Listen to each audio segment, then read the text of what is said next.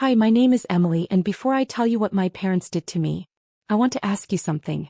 Have you ever done everything for your family, only to be treated like a stranger in your own home? Has anyone ever locked you out, not just from the house but from their hearts too? If you've ever felt betrayed by the people you trusted the most, tell me where you're watching from and share your story in the comments. Let's talk. It is what happened to me. It still shocks me to this day. I've always been the responsible one in my family.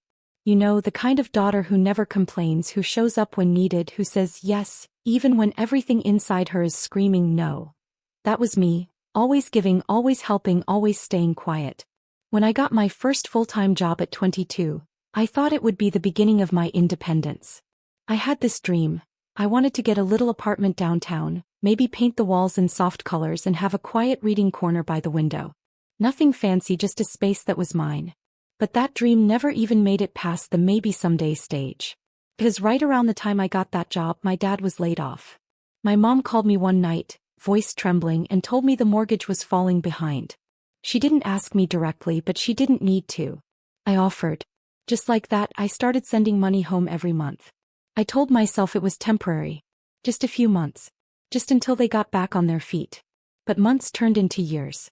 My paycheck never really felt like mine. Rent, groceries, bills. For a house I didn't even live in anymore. Every raise I got just meant they leaned on me harder.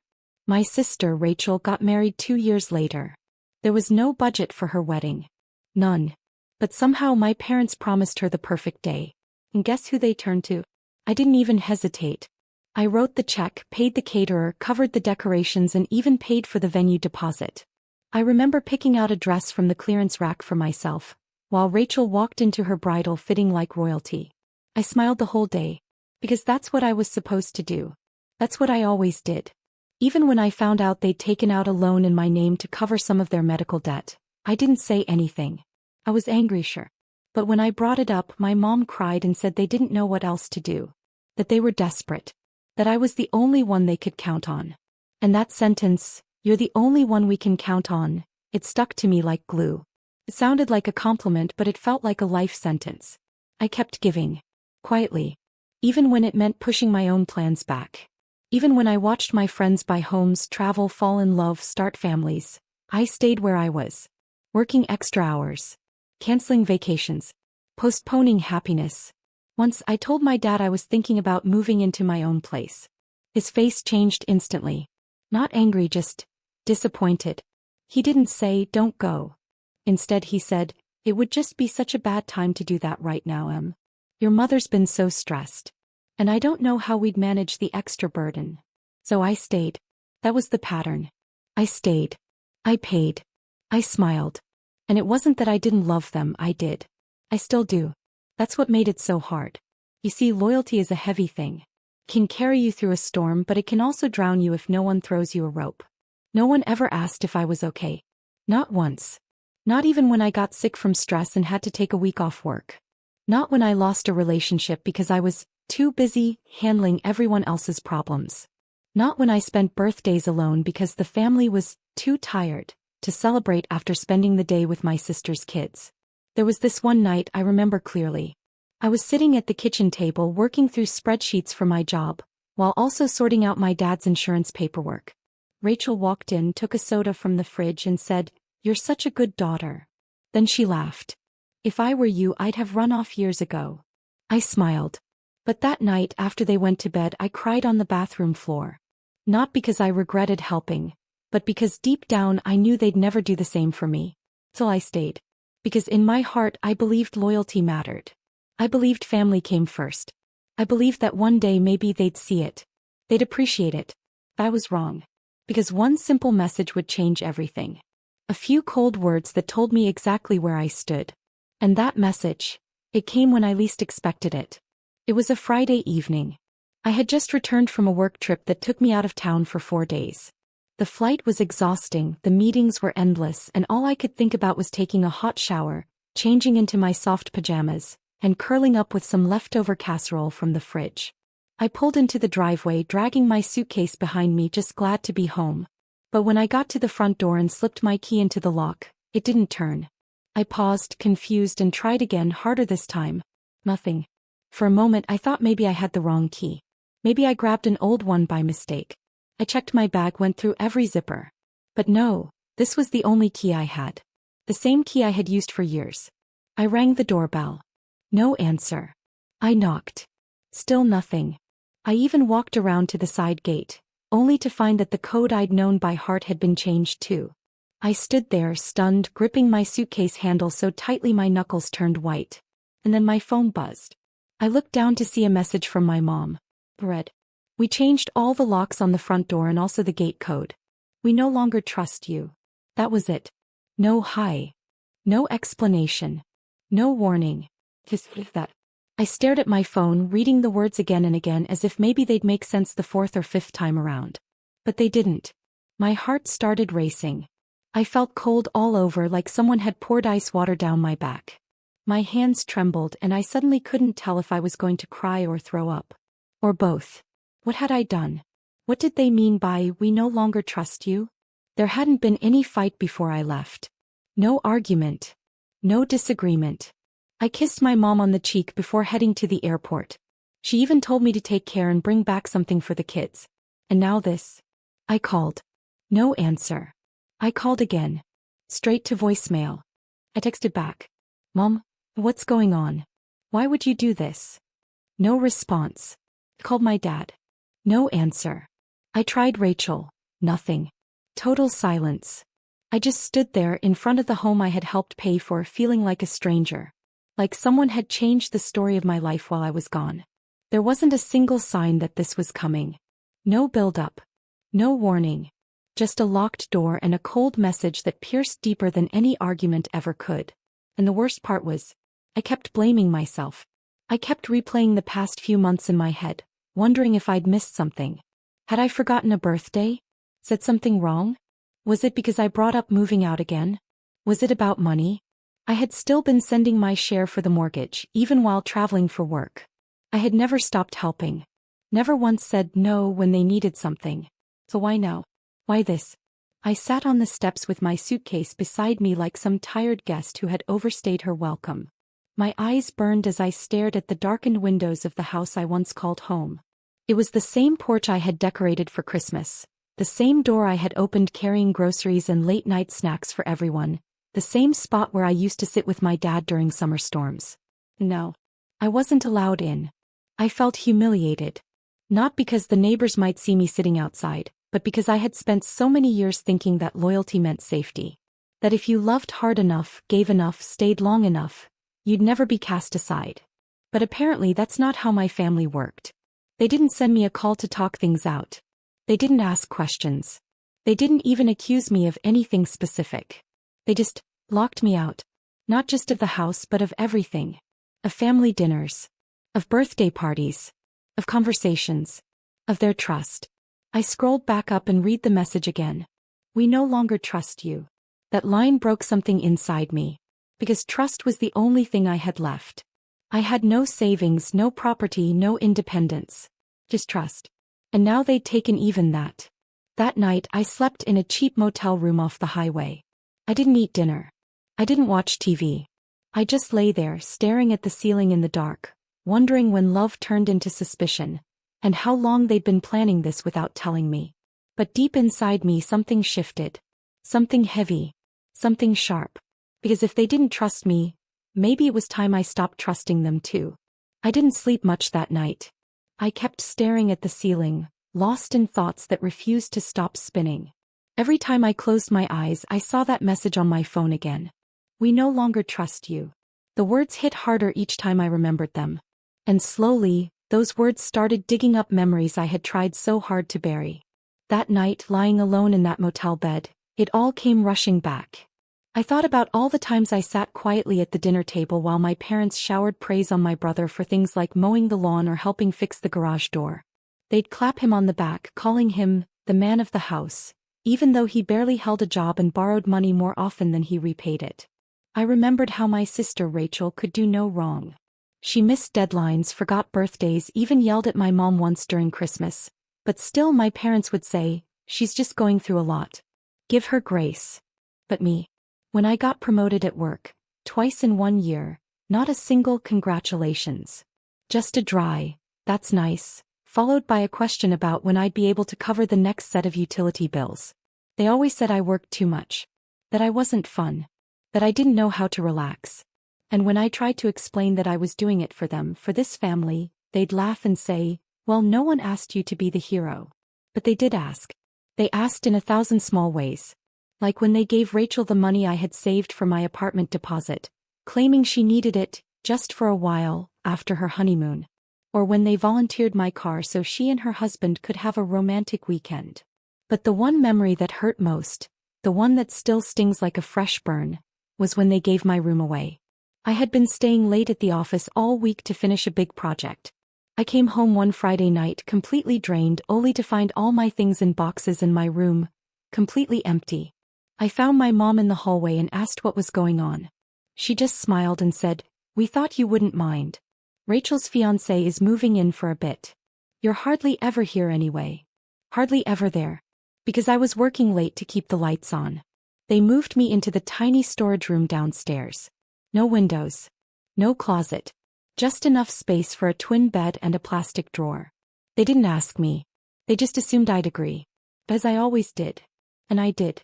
I nodded, swallowed my pride, and moved into that tiny room like a guest in the house I helped pay for. But what broke me wasn't the space. It was the message. "You're not the priority here." You never were. I even remembered a night, maybe a year ago, when we were all watching some movie about a big family reunion. There was laughter, hugging, all that warm fuzzy stuff. And my dad looked at me and said with a smirk, "You'll probably never have a family like that. You're not exactly family material."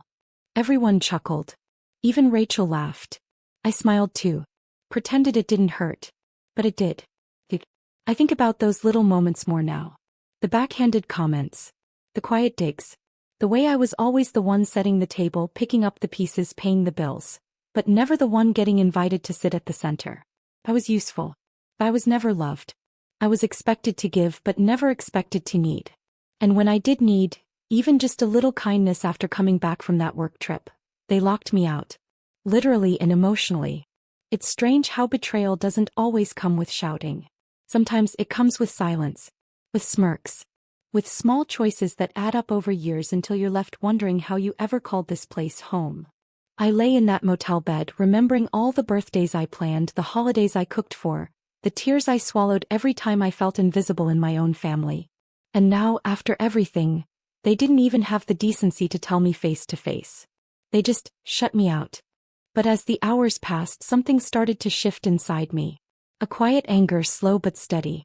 It was like a fire lighting up the darkest corners of my heart. As maybe, just maybe, I wasn't the problem. Maybe they were. And maybe, it was time they finally realized what life looked like without me holding everything together.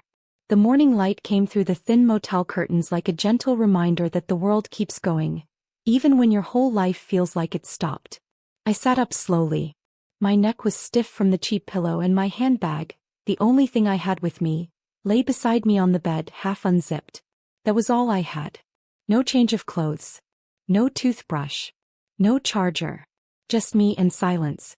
And maybe for the first time in years, that silence was exactly what I needed.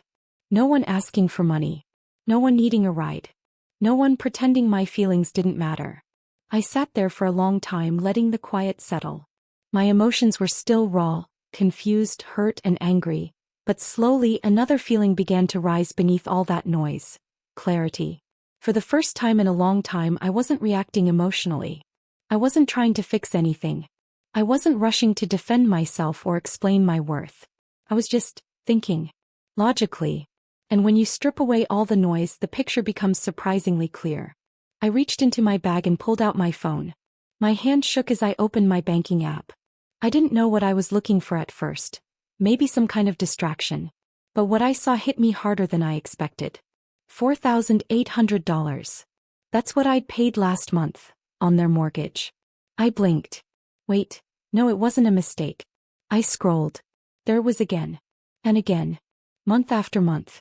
I had been paying the mortgage on that house. The same house I just got locked out of. The same house they gave my room away in.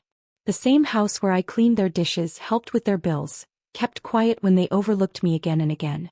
That house. And I was the one paying for it. I dropped the phone in my lap and just stared at the floor. What kind of person keeps paying for something they don't even belong to? I felt stupid. But more than that, I felt used. And not just recently, this had been going on for years. They never asked if I could afford it. They just assumed I would. As I always did. And I always did, because I thought it meant something. I thought being useful would eventually lead to being appreciated. But it never did. I gave everything and they still decided I wasn't trustworthy. They still locked me out like I was a stranger on the street. I picked up my phone again and stared at that $4,800 line on the screen.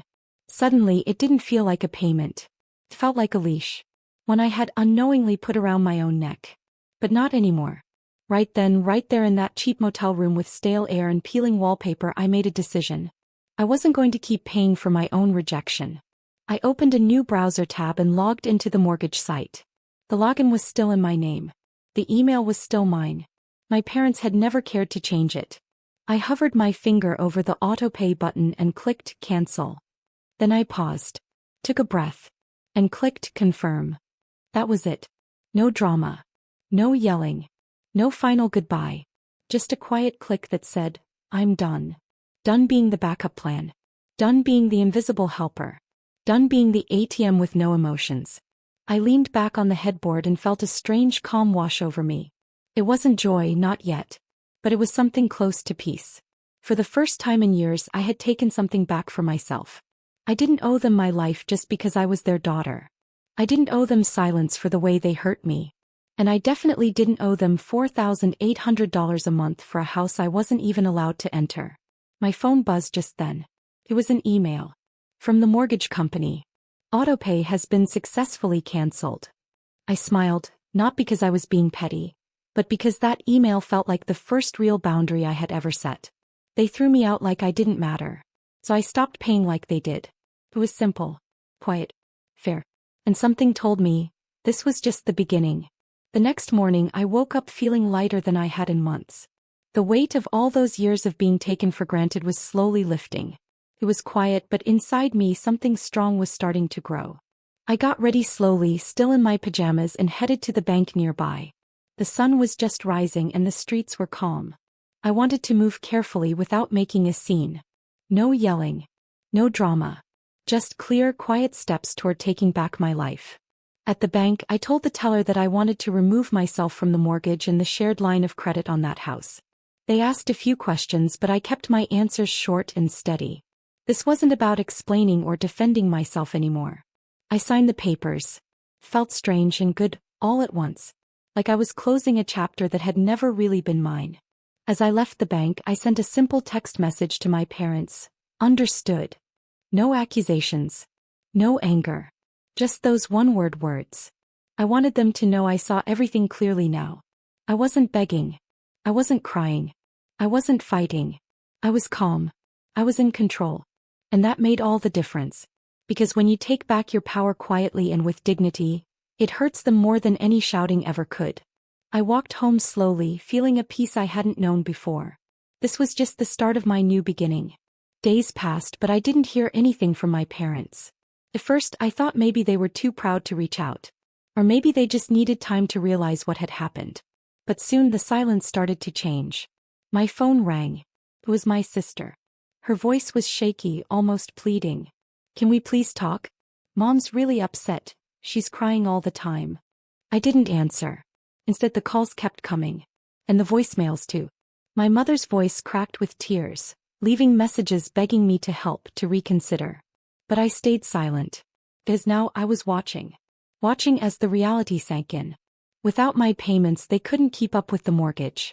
Without me, the house they locked me out of was suddenly a burden. And that burden was heavier than they expected. Then one afternoon an email popped up in my inbox. It was from their lawyer.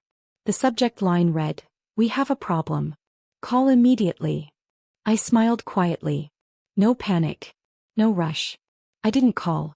I just sat back and let the silence speak for me. Justice felt calm. Quiet. No need to shout or explain. They had made their choices. And now they were facing the consequences. I was free. And that was enough. After weeks of silence from my parents and sister, I finally made a decision that felt like a fresh start.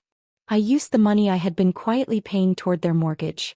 the $4,800 every month, and I rented my own small apartment. It wasn't fancy, but it was mine.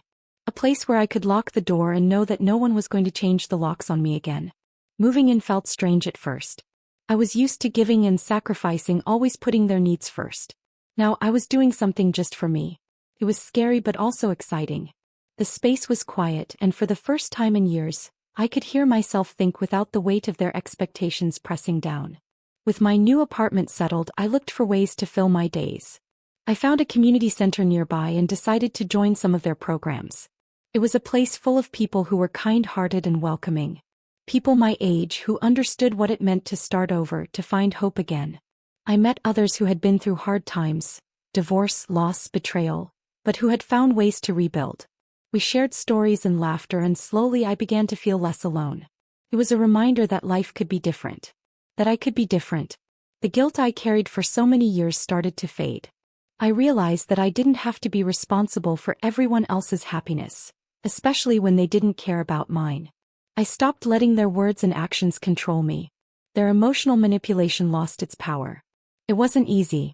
Some days the old pain crept back in, whispering doubts and fears. But I learned to face those feelings without letting them rule me. I found strength in small things. A morning walk, a friendly smile, a new recipe tried in my tiny kitchen. Most importantly, I learned to love myself again. To trust that I deserved respect, kindness, and peace. Without their constant demands, I began to heal. Living on my own, making my own choices, and setting my own boundaries felt like freedom. A freedom I had earned through years of quiet sacrifice and, finally, a firm stand. This was no longer about being the responsible one, or the giver. It was about being me. Whole and free. And for the first time in a very long time, that felt truly wonderful. Sometimes the people who raised you don't actually see you. They don't see your sacrifices, your kindness, or the quiet battles you fight every day. They only see what they want to see, and when they don't respect you, it hurts in ways words can't explain. But I want you to know something important. You have every right to walk away. To protect yourself. To choose peace over pain. Sometimes walking away is the bravest thing you can do. I want to thank you for listening to my story. Sharing this with you means a lot, and I hope it gives strength to anyone who feels invisible or taken for granted in their own family. If you've ever been through something like this, I invite you to share your story in the comments. Let's support each other, because none of us should feel alone in this. They changed the locks on me, yes. But I finally found the key to my peace, my freedom, and my new life. Thank you for being here with me.